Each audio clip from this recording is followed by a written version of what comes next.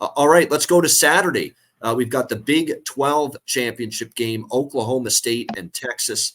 Texas 14-point home favorites, 55 the total in this game. Texas just absolutely destroying their rival, Texas Tech, on Black Friday night. I mean, that got ugly in a hurry. It got away from Texas Tech in a hurry. And it was just a very, very impressive win for the Longhorns in that game. 57-7 beatdown for them over the Texas Tech Red Raiders. It's got so bad that we got to see a little first dose of Arch Manning at quarterback at the end of that game for the Longhorns. It ended up getting so lopsided. But nevertheless, that's two very solid wins in a row, spread covering wins in a row for Texas to end the season. Meanwhile, Oklahoma State just were rolling there. 5-0 straight up, 5-0 against the spread, including the massive win against Oklahoma in the final Bedlam series rivalry game. But since that win against Oklahoma, hasn't looked like that same team. I mean, they got absolute. Now, that was a predictable, maybe not to lose 45-3 to Central Florida, but we were worried about Oklahoma State in that spot coming off the big win. They did rebound against Houston, 43-30. Then last week against BYU, I mean, at home as a 17-point favorite, struggling to put that team away. Just a lot of miscues, a lot of turnovers. Alan Bowman had 2 interceptions. So his interception numbers have really risen the last few games. That's not what you want to see. He was playing so well. They heavily outgained BYU, over 500 yards of offense. They probably should have won that game convincingly. But there's just penalties and miscues and turnovers and things they're doing to keep a BYU team in that game. Anything like that, and anything with the penalties and the sloppy play and the turnovers, if they do any of that here against Texas, they're going to be in some trouble, because Texas kind of looks like they're starting to round into form at the right time, and they can quickly feast on mistakes and turnovers by the opponent. Just look at what they did to Texas Tech, obviously, on Friday night. Quinn Ewers playing at a very high level as well for the Red Raider, or for the Longhorns going into this Big 12 championship game. I'm always intrigued to take 14 points with a Mike Gundy team. You know that over the years as an underdog, we've seen him in this spot rise up before and really give teams problems. There's no doubt. But can this defense hold up against? And I know Jonathan Brooks is out, C.J. Baxter's questionable, but they have Jaden Blue, Keelan Robinson. They've got such a deep running back group, Texas, that they can withstand these injuries. And of course, Xavier Worthy and A.D. Mitchell, an outstanding receiving tandem for them. Great offensive line as well. And this Oklahoma State defense has certainly not been as good the last few weeks. We saw them give up the 45 spot to UCF, 30 to Houston, and then 34 surviving in overtime last week against BYU. So, I definitely think if you can find team total for Texas over, I could definitely see that being a look here in this game. Full game over, I lean as well. And the number's gone up 53.5 to 55. This is at obviously AT&T Stadium, Arlington, Texas, home of the Dallas Cowboys, Jerry's Palace, which is where the Big 12 championship game is every year. So, weather won't be a factor in this game. So right now I will be on the over in this game, because I do think Oklahoma State, for as bad as Texas Tech struggled offensively against Texas's defense, I think Oklahoma State's got the capabilities to have more success offensively against Texas than Texas Tech did. So I think Oklahoma State will put up some points in this game, but I don't think their defense is going to be holding up all that well here against that Texas offense, which can run it, which can throw it, which is very balanced. They've got weapons at receiver. They can run the ball. And I think that's going to be a lot to ask for Oklahoma State. So as far as the side, I'm undecided, but I have a tough time, even though I think Texas is going to win this game, I have a tough time laying a full 2 touchdowns against Mike Gundy, who's been historically good in the double-digit dog role. But I do like this over for sure. And maybe a look to the Texas team total as well over. What do you think, Conor? Big 12 championship.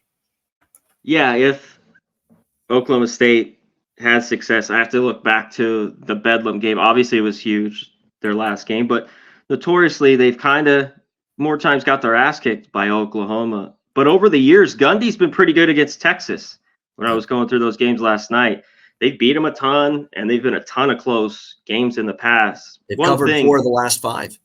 yeah, Yep, against this is Texas. over 14 now, too. So I'm a little bit interested with Gundy as the dog here, but I want to hit on the defense because that game against Oklahoma, they made plays, against Gabriel, that 27-24, because for the most part, this defense is bad. Like Texas, 188 on the ground, they give up 172.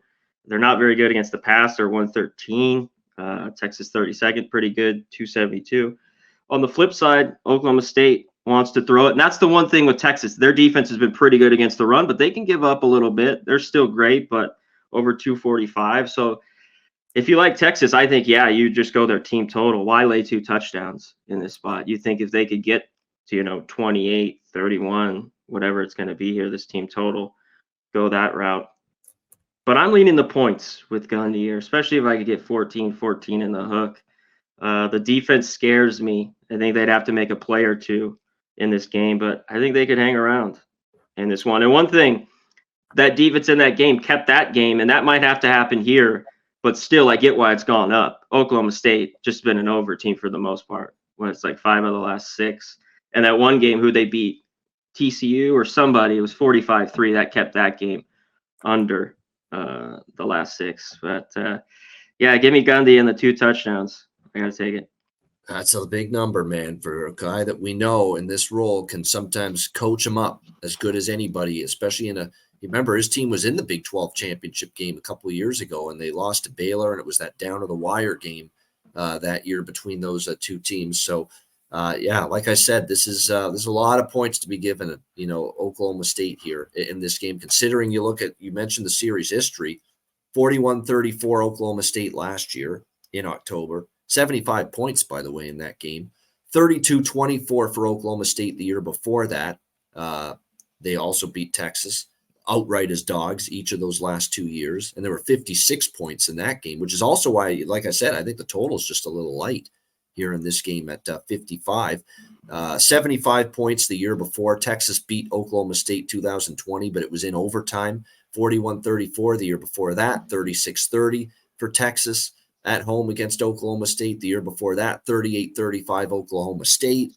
I mean, there has been no evidence going back 1, 2, 3, 4, 5, 6, the last 6 meetings, and they've all been the only 2 Texas wins. Oklahoma State's actually 3-2 or 4-2 in the last 6 meetings, and Texas's wins were by 6 and 7 points. The 2 Texas wins. So, my goodness, I mean, that's. What do you take? Texas looked so good last week. Yeah, they dominated. They were at home. But before that, they, and it was a tough part of their schedule. They won some close games. They were dealing with the quarterback, in and out. Ewers was out at that time. If you love Texas, lay it then. Lay it. Yeah, I mean, Texas could. No, Texas personnel-wise is. Oh, yeah. It's definitely better. And if their A game matches up with Oklahoma State's C- or D game, it'll be a rout for Texas, no doubt. No doubt. And they are capable if they force and that's been an issue now for Mike Gundy's team the last couple of weeks. The turnovers have been an issue. They do that shit against Texas, they're going to get run out. There's no way they're going to be able to survive that against Texas. Ball security has to be there. It's imperative. And they also have to get takeaways because I don't think their defense is slowing. They have to win the turnover battle. I mean, that's such a probably, easy thing to say. You could say that about any I know game, but that's especially important for Oklahoma State. They're going to have to protect the ball. Ball security is even more important for them to have a chance here, and they're going to have to get some takeaways from this Texas team and force turnovers. I think if they win the turnover battle, that's their best path to not only competing in this game, covering this number, but maybe having a chance to get the upset. And they did that against Oklahoma. Yeah. I think Oklahoma had 3 turnovers in that game, yeah. That's right. Without those turnovers, Oklahoma's probably beating them. Or Oklahoma, yeah, absolutely. Oklahoma. I mean, they probably win. I mean, they still might have covered, but yeah. Yeah, they definitely would have won. Like Gabriel had the interception. There were 2 lost fumbles by Oklahoma in that game. Alan Bowman played a clean game as well. That's what you need. You need to force Texas turnovers, and Alan Bowman can't make mistakes. If those 2 things happen, and that's a big if, because Texas defense is really good at forcing turnovers. They made Baron Morton look like a deer in the headlights on Friday night. But if they can do that, no turnovers themselves, and force those turnovers on Texas, that's going to give them a chance, and that's their best chance in this game. Because I don't think man-up defense, like they're not going to slow down Texas a whole lot, which is why I like I like Oklahoma State just a little bit, but I like the over even more than the side in this game.